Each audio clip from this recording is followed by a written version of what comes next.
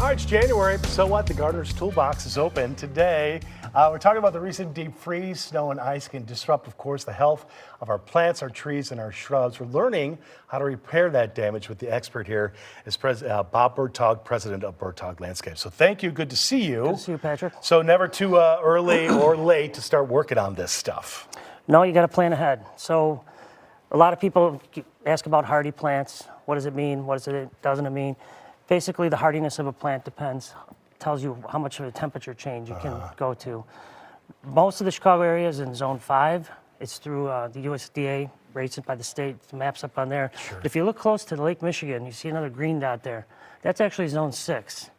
So those plants you can only do from 0 to -10, but you have a lot more to pick from. So Lake Michigan kind of creates its own little microclimate. It's kind of neat. Interesting. So you just have to be aware of where you are, and if you're not sure about the hardiness, when you buy your plants at the garden center, you see the nice picture on the front and what it's supposed to look like, but on the back, of course in print that you can't read, it is the bloom time, how much water, how far to space them, and the hardiness zone. Okay. So if you look at the map of the USDA, you'll know the hardiness zone, and then pick the proper plant. I'll play devil's advocate though, but if you're a nursery and you're selling stuff in this region, they're going to be for this region, zone right? 5, yes. So, but just be mindful if you're out, doing something Buying different. stuff off the internet. Yeah, okay, got it. Right. So the other problem we had with the plunge in the temperatures, people didn't prepare in the spring or in the fall. So this is a typical perennial. You can see how the whole crown of the plant is exposed, and it's not good for the plant. Now, if we don't get all this snow that they're talking about, you can still take your mulch, just bury the perennials with it, and they'll be fine. It's like going to bed without a blanket. Okay. Nobody likes to do that. Right. And these, that's an indication of too much or not enough? No, that's just it dies back for the winter. So that's You're okay with that? Yeah, it should have been. It's from Sue's garden. So. Okay, 10 for that. She's but too then busy working. you're also talking about different ingredients that you can mix in. No, these ingredients that we're talking about here is salt damage. Well, let's first talk about what happened in September before the plunge, or not September, December. These plants here, I have a magnolia, and you can see the buds on them. It was so warm in December that these are starting to pop open. Yeah. And then you have an alpine currant, and then an azalea. I mean, this is starting to get advanced. Problem is, then we went from in the mid-30s to the single digits. For sure. There's a chance that some of these plants are not going to flower in the spring. So you're going to miss out on the show in the spring. Sure. Another thing we talk about, people complain about all the time, is salt damage to turf. Salt does damage turf. For sure, along my driveway or my sidewalk, Right. all that salt along the edges of the grass right there is just toast in the springtime. So this is sodium chloride. This is basically what municipalities use on the streets, sidewalks. Homeowners and contractors like myself, we use this on sidewalks. This is calcium chloride. Better. It's better because it's effective down to -25. Okay. And 2, it doesn't harm the plants as much as sodium chloride. This is a manufactured product. This comes out of the earth. Tell me again the active ingredient there. Calcium chloride. Okay.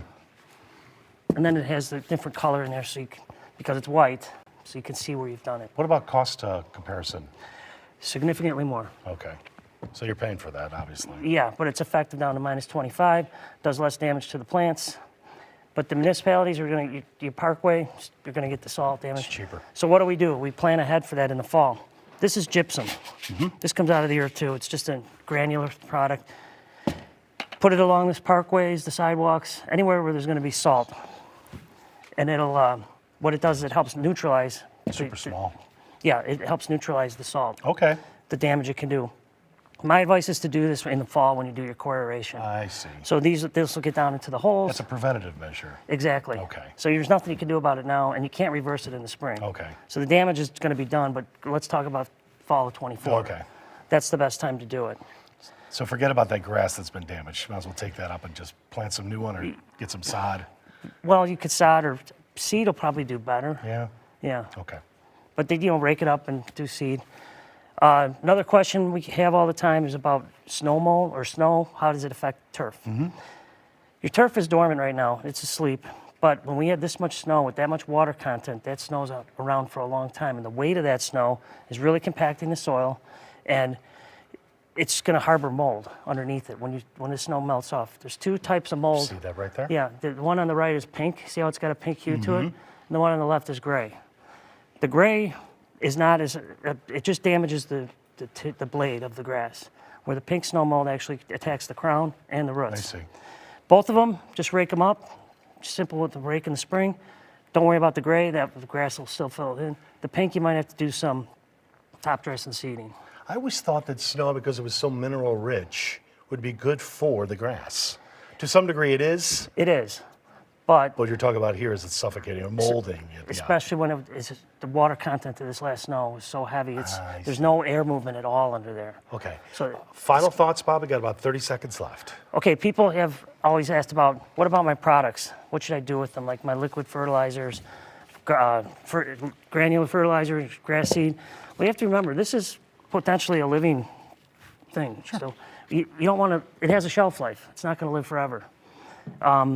Fertilizer, same thing. This is encapsulated around the fertilizer, so that's going to eventually start to break down.